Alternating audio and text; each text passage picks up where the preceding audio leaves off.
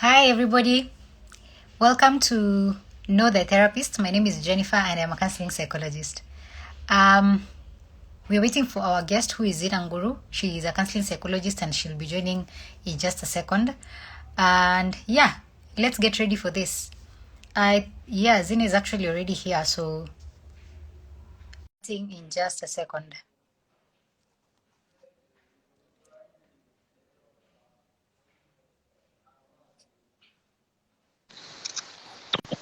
Oh, there we Hi. are.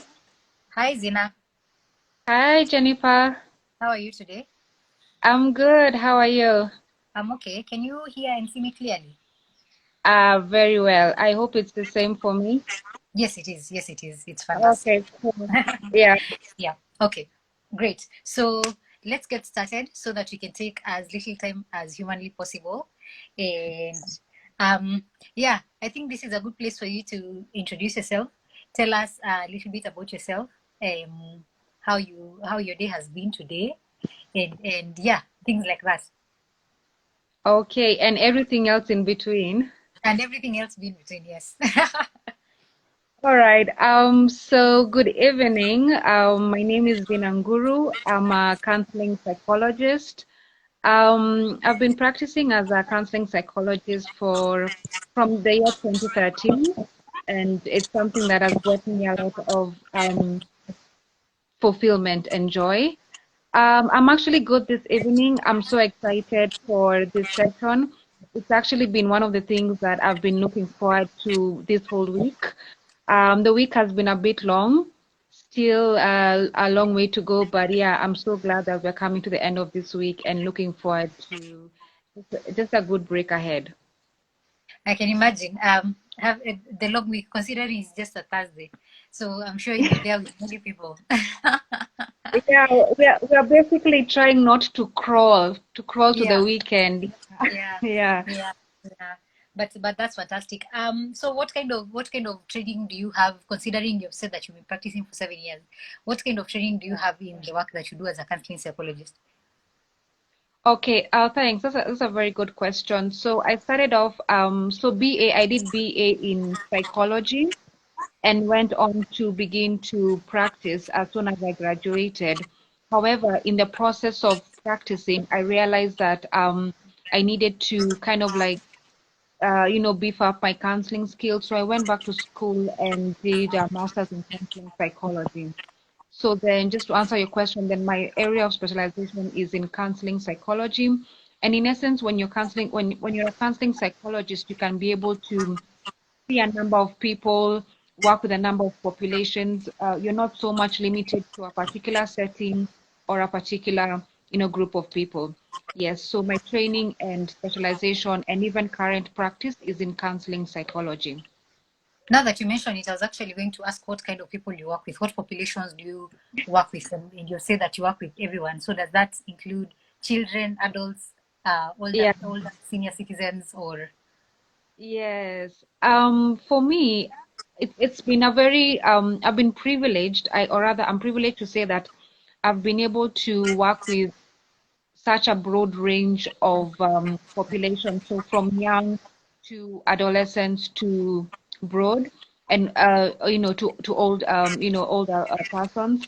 And why that has been so is for most of my practice, at least 5 years of my practice, I spent in a clinical setup that's at a hospital.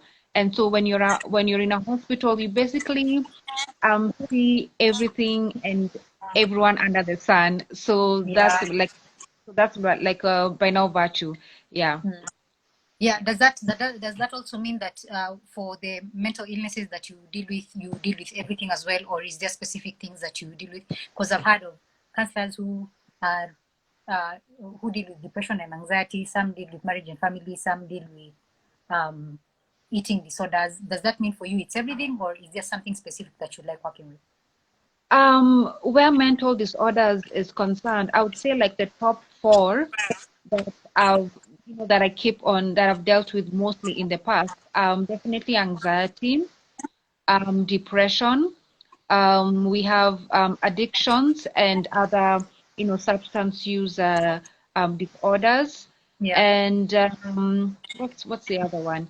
Yeah, I think those have been majorly like the now there's now major ones that I've actually been dealing with.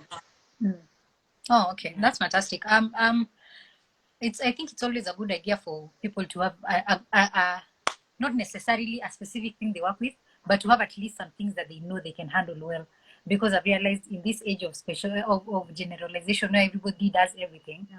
it's very Yeah, easy to get overwhelmed and even to become not sure. really an expert in a field, and you just try things here and there. I don't know what has been your experience with that. Yeah, no, and I actually definitely agree with you. I when I was in school, one of our lecturers used to tell us that jack of all trades and master of none. So it is important to be able to find that one thing that you're good at, and once you discover it, be able to really improve on that. Like either go to school or do more courses or be intentional about seeing them. Yeah, I've just remembered the fourth one is actually trauma and loss and grief. That's yeah. something that I forgot to actually mention, and it's also an area that I would also love to just do more specialization Hmm. in. Oh, Yeah. okay. That's fantastic. That's fantastic. So, shifting gears a little bit and focusing more on you. Could you tell us what is your therapy story? You could be anything in the world, but you somehow ended up as a therapist. What is the story behind that? Oh Give us as yeah. many give us as many details as you want. We are here for the details. Okay. Now that you say that, well, for me, I actually left high school wanting to be a journalist. Oh, And why? Yes, I was like, yes, I want to be a journalist. But what happened was, because of just wanting to connect with people, just wanting to, just hear their stories and, and to be able to share their life experiences. So, that time after the KCSE results are out and you're there going through brochures to see what to do. I stumbled on psychology. So I just saw, okay, BA psychology. I honestly did not know what that was about. I had a rough idea. I knew that it had something to do with the mind, but I was not quite sure on what exactly it was. So yeah, just right there and then I had like an intuition, a gut feeling, whatever you want to call it. Something just told me like there it is, like take it. And just like that, I took it, and I've never looked back, and I've never regretted my decision to take it. So guys, listen to your intuition. Like most of the time it's always right. So just like yeah. that, I just found myself in psychology. Oh, okay. And what was your experience in those classes? What now considering for you it was a gut feeling? What was your experience in those classes? It was amazing. Oh my gosh. I always tell people, you go, or rather, you can take psychology, wanting to like help people and all that, and that's very, very amazing. But for me, Yeah. my experience is that by the time you're getting to the end of the course, it's worked on you more than it even has worked on anyone else. So you go through a process of transformation, like I get to understand myself a bit better, and understanding myself a bit better helped me relate much better to the guys around me. So yeah, that was just like the impact it had. Yeah. Now that you said it, I keep telling people being in a therapy class for 4 years, 5 years, for 6 years, those who have an extra degree or an extra certificates after the 4 year bachelor's degree, it's like being in an extended therapy session because the entire time you're always just digging at yourself and finding out things about yourself the entire time. So you said that for you there was a lot of transformation during that period, which is expected considering the Yeah. course that you took. What was the most interesting thing that you discovered about yourself in those years that you were in school? What came out at you that you were like, oh my gosh, oh wow, was that me? Is that me? Ah, wow. Okay. There's actually a lot that I discovered about myself. Yeah. But also, I guess like the now major thing that I discovered is just about, self-compassion Mm. and just like go easy on yourself. life is about constant change, Yeah. constant improvement. So even if you mess up, quote unquote, you can always, go back and pick yourself up and try and continue with the change that you want to make and the change that you want to see. So that's what I learned, just to be more compassionate and towards myself. Had you had some experiences in the past where you were not compassionate with yourself? Oh, yes. Tell us everything. Oh my God, is this therapy? Whoa, Lord. Okay. You know how there are those of us who struggle with like perfectionism. Okay, Oh let me yes. just Oh put my gosh. so Yes. so perfectionism is something that's been an area of challenge or growth for me. And so in the past, before that, like making a mistake in my mind, something in my mind always told me, no, you cannot make a mistake. And when Yeah. you make a mistake, then you are a bad person. Or like, for example, if you say no to someone and they get disappointed, then that you're a bad person or that you're so much responsible for other people's feelings. Yeah. Yes, so it was very, very liberating to be able to just get that discovery. Yeah, I think I can relate to the perfectionism. Most people are perfectionists in one way or another. We always like putting our best foot forward. I don't think anybody wants to do things without putting their best foot forward. But then it can And get very paralyzing when when yeah, when that best foot forward is now stopping you from living your life. I've noticed it's a thing. yes, and in Yeah. fact, I've just remembered. I think no, it was just last week, wasn't it? Not last. We were supposed to have this on Instagram, no, on Facebook. Oh yeah. Hey, let me just tell you what. Um, I actually, a part of me actually internalized it, and I was like, is there something I could have done? Why didn't I think of this? Like, yeah. So, guys, it's an ongoing process of, Yeah. calling yourself to a meeting and also just being a bit more kind to yourself. Yeah. Yeah, I think that's a very important message, and I am a big advocate for doing things not in perfection, but just doing good enough. I am a firm believer in good enough. I love good enough things. I do not like perfect things. Perfect things are very boring for me. So I love good enough things, and I keep telling myself that things can be good enough, and that is good enough. You don't have to get perfection. So I, Yeah, I and I'm happy that for you it worked. and it's actually good enough. Yeah, because like perfectionism is very like imprisoning. Yeah. It's very you just become no, like guys, progress, guys, not Progress perfection. over Just perfection. Yeah. yes, yeah, yeah. Yeah, that's true. Progress over perfection. I agree with you. What has been your experience, your personal experience with personal therapy? I know. Okay, there are two schools of thoughts out there that some therapists believe that you don't have to go for personal therapy, and you would still do as well as any other therapist if you didn't go. But then there are the other therapists who are like me who strongly believe and advocate for therapists to go for their own personal therapy. So I don't know which school of thought you belong to, and if you have an experience, or if you are someone who's gone to therapy, what your experience has been as a client. Okay, this is good. I love LOVE. I love therapy. Let me just tell you. Um, okay, of course, it's part of our requirements as you go through the course, or even as we continually practicing. We're supposed Yeah. to be going through therapy. So I love it. I'm the kind of person whom, like, I can't wait for my next session. In my mind, I even have stuff that I want to discuss in the next session.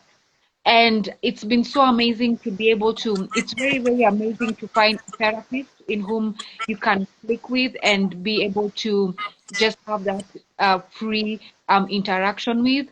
For Yeah. me, even my past therapy sessions, at times they go to 2 hours, and it's like, okay, now we need to stop for real, You have to stop. because Yeah. we're gonna get we're not gonna go into 3 hours. So Yeah. I do love therapy. I think it's very, very just enlightening. I would tell people, guys, to just be open and embrace therapy. Yeah. Guess what? Fun fact, you do not have to have like an issue per se to go to therapy. Even Yeah. if you just want to talk, even if you just want to get a bit more understanding about yourself, feel free, guys. Therapy is therapeutic. Therapy is good for you. Yeah, yeah. I Yeah. think I agree with you. I agree with you. It has its place in people's lives. Um, so now you've told us about how you became a therapist, and for you it was a gut feeling. It was an instinct that you went with, and you've told us the things that it has done for you, the transformations and everything. Um, and you've graduated with your masters. You've graduated. You finished school and everything. You're still upskilling, I believe. Why do you do the work? Why therapy? Why not use that degree to do other things? Oh man, I love people. Guys, I love people. I love helping people.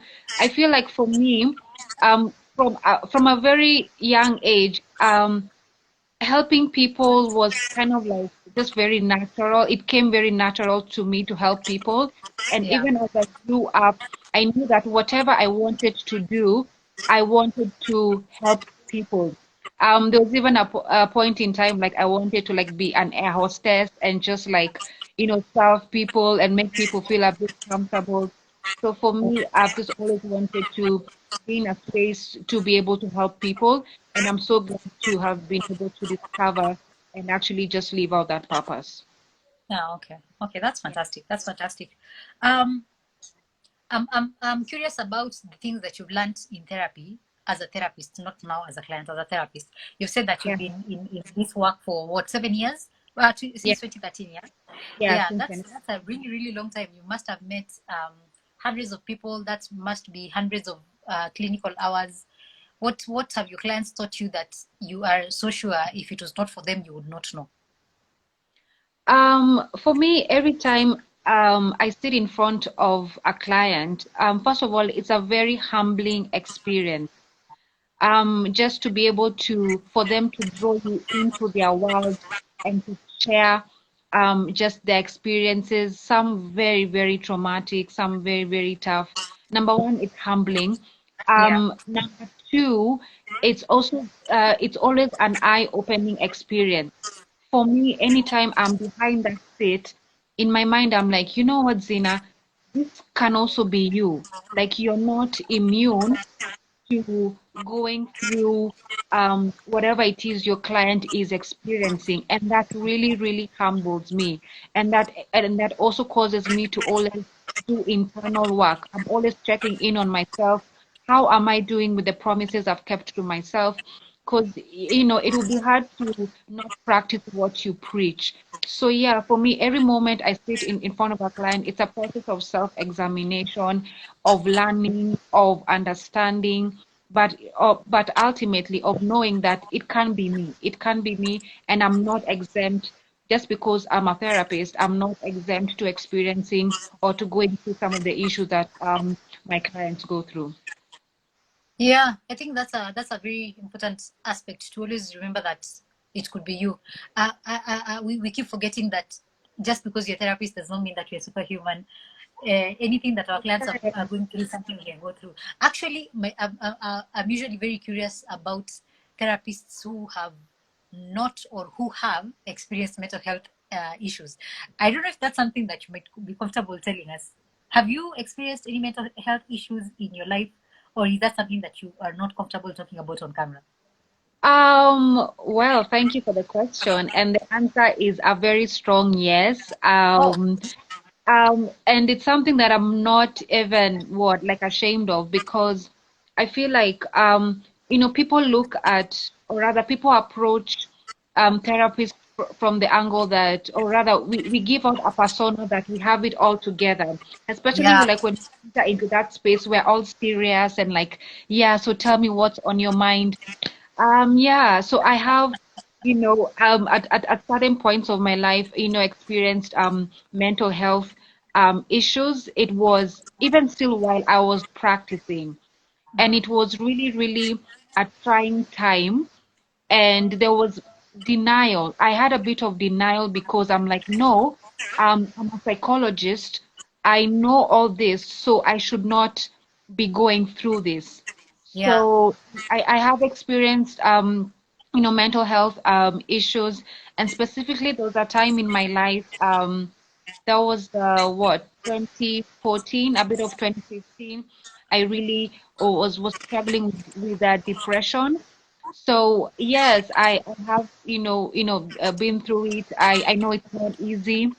For us therapists, it's even a bit more challenging because it's like you know that you're not okay, but then you're struggling to accept that you're not okay. Because in your mind, yeah, you should not be having any issues. Like you should be having the solutions to yeah. everyone. So yeah, I have, had mental health, challenges from time to time. Yeah. Yeah, and I totally agree with what you're saying, especially the issue about where mental health professionals are more likely to be in denial and to avoid their emotions and their problems because you know all the tips and tricks. We are very Yeah. familiar. It's like Oh, it's like you live in a castle and you know all the secret pathways, but then people yeah. don't know, and you're the one who shows people these secret pathways. So it's very easy Yeah. for you to deny and to pretend and to Yes. cover up and to avoid, Yeah. and to Yeah. use every single defense mechanism that you know. So Mhm. I agree with what you're saying a lot, and I am I like for our clients to always know that even us we go through the same things that they go through. We just happen to know some a bit more. We just happen to have a bit more information than they do about some things, but it does not mean that you don't go through those things. And thank you very much for sharing your experience because it helps people to know that if we are also human, so that Oh people yeah. don't idolize us. Yeah, we're very much human. We are definitely imperfect. But yeah, it's just a journey of learning and making baby steps and also actually seeking help. Yeah. Yeah. Yeah. How easy was it for you? Okay, I know in 2013 you were already practicing and your experience happened in Yeah. 2014, 2015. So for sure, Yeah. definitely you had a few contacts of counselors you can go to. But Yeah. what do you think the challenges would have been if you didn't have access to that kind of community of fellow counselors that you can always find a therapist? What do you think would have been an alternative look? I think it would have been very tragic, Yeah, because let me just backtrack. I think so having, with having my psychology degree, so I knew I was not okay, number one. I knew I needed help to process whatever it was I was going through. yeah, So because of that background, like I already kind of like knew the steps to take. hmm, Now, had I not known what steps to take, I don't think it will really would have a good outlook. yeah, So in terms of people go into addiction, all right, or you go into isolation, or so many other things, and even God forbid, like at times suicide also becomes like an option, all right. yeah. So yeah, so for me, I'm grateful at least for that information before, to which helped me know, okay, so these are the steps to take. Yeah. And, Yeah, but the reason I'm bringing that up. yeah. Sorry. Keep going. Keep going. Oh, I really wanted to stress, it begins by being honest with yourself first. Yes. You have to be able to be courageously honest with yourself and be like, okay, I'm not okay, and be Yeah. able to, just, seek help. It's not easy getting to that point. As I mentioned, I was in denial for quite a bit before I actually decided to seek help. But yeah, guys, it just be honest with yourself. If you're not okay, you're not okay. and it's okay to actually reach out. And at times we do need help to actually go through stuff. So yeah. Yeah, the reason I'm bringing that up is because I'm curious about what advice you have for people who do not have access to mental health services or do not have the information. So they know they're going through something, but unlike us who are in the field, who know where to go, what to do, how to identify, these people do not have any of those privileges. What piece of advice would you give them? Okay. I feel like a good place to start is to start from within. Yeah, I feel like we're always we always have capacity in one way or another. So where yeah, the outside resource may not be there, maybe to begin to look from inside. At times we know when we are not okay. All right. So do a quick examination. I'm not okay, and at times your body will give you signs, your mind, your emotions, and all that kind of stuff. And try and kind of like do like a backtrack. Okay, so when did I stop being okay, or was it around a particular issue? And after having realized that, to reach out, I feel like the resounding message should be to be able to reach out. Why? Because when you reach out and you share with someone, you kind of like come out. It's a first step in coming out of your own world where it is just you and your thoughts. But the moment you bring your thoughts out there, you have someone else to be able to come and challenge those thoughts. And when those thoughts are irrational, those thoughts are they're not realistic. So yeah, I would actually encourage them to begin with that process. Yeah, that step. yeah. I echo that. I am a champion of that. And there's one thing that I always keep saying, and I was so happy when I had Professor Ndite of the University of Nairobi. He's a psychiatry professor. He's brilliant as hell. Um, I listened to him speak, and he was speaking about the thing that I keep saying day in, day out, that we heal in community, and so do not isolate even when things are hard, when things are tough. I am a big champion Yeah, of get in community, find a group of people, find friends, find brothers, sisters, cousins, relatives. We are not built to be alone. That's not yeah, how human beings are built. And so I'm a big champion of, even if you can't access mental health services, if you don't have money to go to a counselor, start with yeah, the resources that you have. And the biggest resource we have is family and friends. We have community. yeah, And that's the thing we need yeah, to cultivate. Please, you have something to yeah. say about that? No, I'm just like, yes, yes, I agree. L- I'm just like, Yeah, yes, I I really, agree because like yeah, human beings, like we are social beings. We're not created to be alone. We're not created for isolation. In fact, yeah, even isolation, oh my gosh, it doesn't do anything for your mental health.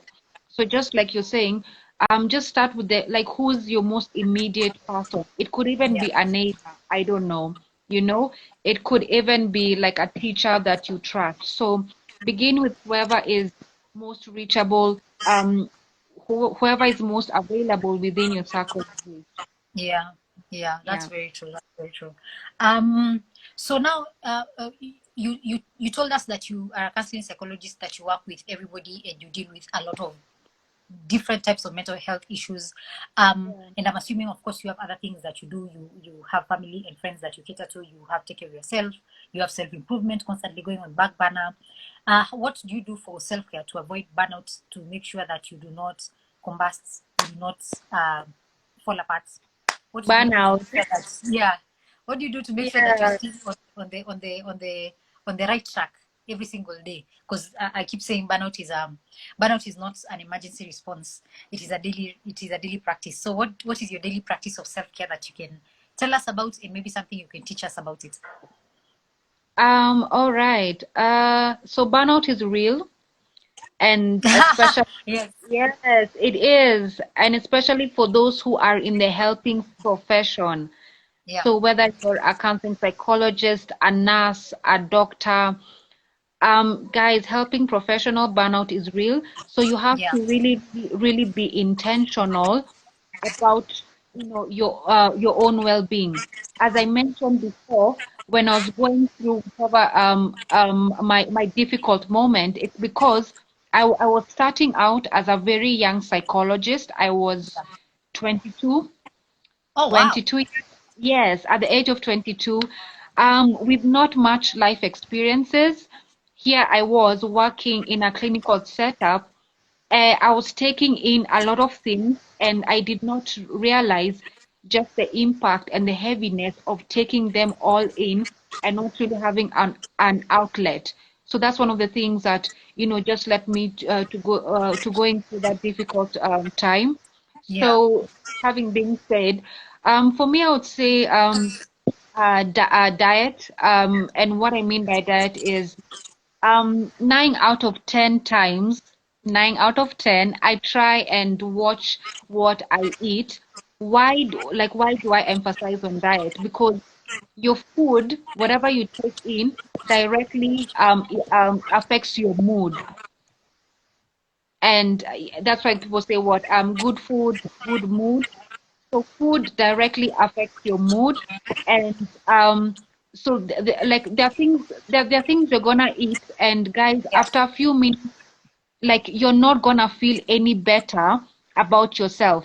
Think about how you feel after eating like a whole plate of fries. Like after eating a whole plate of fries, you feel sluggish, you feel tired, you feel maybe even a bit like irritable. So so for me, coming against that background, I try and really, really watch what I eat and focus on the whole thing, not the things that are refined. Because Yeah. guys, your food is gonna really affect your mood, and also knowing that your food is your fuel, all right? Yeah, so for me, diet has also been very, very helpful. For me, reaching out to connecting with friends and family is key. I'm so grateful, so grateful to God for having such a loving and supportive family. Yeah. All them always being reachable and being there for me, and also just good friends. Yeah, and finally, just having reaching out to a higher power who is God. In fact, studies have shown that guys who, if I'm not wrong, guys who, let's say, go to church, report lower levels of anxiety. I don't know whether you've had something similar. It's just That's the quite aspect interesting. of, sorry? Yeah. Yeah, that's quite interesting. I'm saying Yes, that's quite interesting because I feel like it speaks to the thing we just said about people healing in community. You yes. do not forsake the fellowship of believers. Yeah, guys. So Yeah. guys, go to church, okay? So anyway, Yeah. so having a relationship with a higher being, and just being able to know that, you know what, I don't have to carry everything on my own. Like I Hmm. can actually take it to the Lord in prayer and just leave it there and just be like, okay, and be at peace. So that's something Yeah. that has been really, really helpful. Yeah, I think that's fantastic. I think that's really fantastic, and I think it's even more fantastic because you have been able to identify the things that work for you. And the thing that I keep telling everybody is, even our audience, I keep saying, find the thing that works for you. Listen Yeah. to all opinions if you have to, but always remember at the end of the day, you get to live with you. So listen to your body, listen to yourself, find out the things that work for you, and exercise those. Also find things that are sustainable for you, so that you don't take on so much and then do nothing. So take on Yeah. as many or as few things as you can. That you can incorporate into your daily life, and then just practice those things and see where they take you. Before we even end on that part of self-care, there's something that you mentioned about food, and I think what I want to mention about food is, I don't know if you're familiar with this, but there's a brilliant doctor. She's called Dr. Naidoo. She has written a book called "This Is Your Brain on Food." It's a brilliant book. And I would highly recommend that all our audience at least read that book, read it, and you will understand why your body and why your brain acts the way it does depending on the kind of food that you eat, because Yeah. there's a lot of science behind all that. And so Dr. Naidu completely breaks it down and tells you the things that you should be eating, the things that will make your body well, things that will make your gut health well, the things that will make your brain okay. So highly recommend that book. Go find it. So Thank you. Um, Yeah. Zina, Zina, Yes. as we come to very close to the end of this conversation, which has been lovely, what mental health resources do you have for our audience who might not have, again, the opportunity right now to go sit with a therapist? Maybe they don't have time for, they don't have the time or the money or the access to a mental health professional, but they want to take care of themselves at home, at their places of work, on their day-to-day, on a day-to-day basis. What resources do you have for them that they can check out and, yeah, make their life better? Okay. I'm gonna say just what I do. So guys, feel free to give or take.